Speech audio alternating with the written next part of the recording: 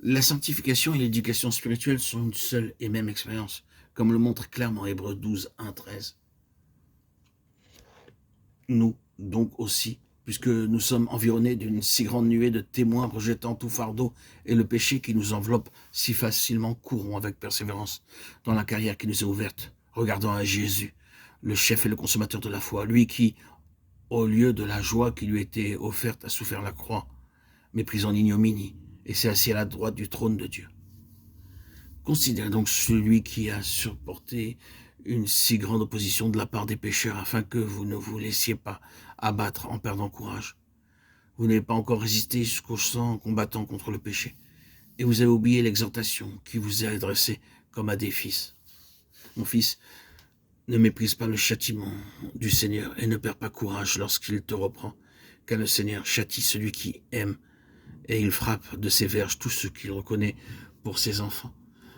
Si vous avez à endurer le châtiment, Dieu vous traite comme des fils, car quel est le fils que son père ne châtie pas? Mais si vous êtes exempt du châtiment auquel tous ont part, alors vous êtes des enfants illégitimes, vous n'êtes pas de vrais fils. Et puisque nos pères, selon la chair, nous ont châtiés, et que néanmoins nous avons eu du respect pour eux, ne serons-nous pas, à plus forte raison, soumis au Père des esprits pour avoir la vie? Cela, en effet, nous châtiait pour un peu de temps, comme il le trouvait bon. Mais Dieu nous châtie pour notre bien, afin de nous rendre participants de sa sainteté. Il est vrai que tout châtiment semble au premier abord un sujet de tristesse et non pas de joie. Mais ensuite il produit un fruit de justice et de paix pour ceux qui ont été ainsi exercés. Relevez donc vos mains défaillantes et vos genoux qui fléchissent. Dirigez vos pas dans le droit chemin afin que le pied qui est boiteux, au lieu de se démettre entièrement, soit guéri. Le progrès dans ce double chemin est marqué par la croissance de l'esprit. Lorsque l'esprit est vivifié, il est premièrement à peine capable de montrer son existence.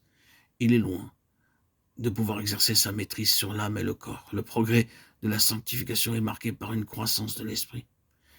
Il commence à affirmer sa suprématie, à contraindre la vie psychique et la vie animale à accepter leurs limites et à obéir à Dieu.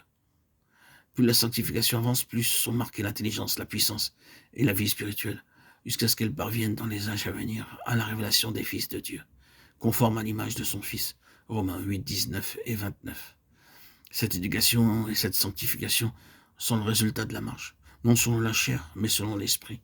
Romains 8, 9. Cette marche nous éloigne de tout ce qui est de la chair et de l'enfance, comme le montre 1 Corinthiens chapitre 3. Il peut y avoir dans ce chemin des crises marquées par des expériences définitives et profondes, mais aucune de ces crises n'est une fin en elle-même. Chacune d'elles doit aboutir à une nouvelle croissance qui nous conduit à une plénitude plus grande. Il est dangereux de relier toute notre marche à une crise ou une expérience faite des années auparavant et de s'arrêter là. La distinction entre l'âme et l'esprit est la clé véritable de la sanctification, car la sanctification ne doit pas être négative comme l'innocence, mais positive dans le sens qu'elle accompagne à l'intelligence et la responsabilité spirituelle. L'état de fils, qui est une seule et même chose que la sanctification, est une question de responsabilité spirituelle et morale dans la maison de Dieu. Nous naissons enfants, nous sommes des fils adoptés. L'adoption dans le Nouveau Testament n'introduit pas un étranger dans la famille, mais celui qui est né dans la famille atteint sa majorité et devient le représentant responsable de son père, avec des droits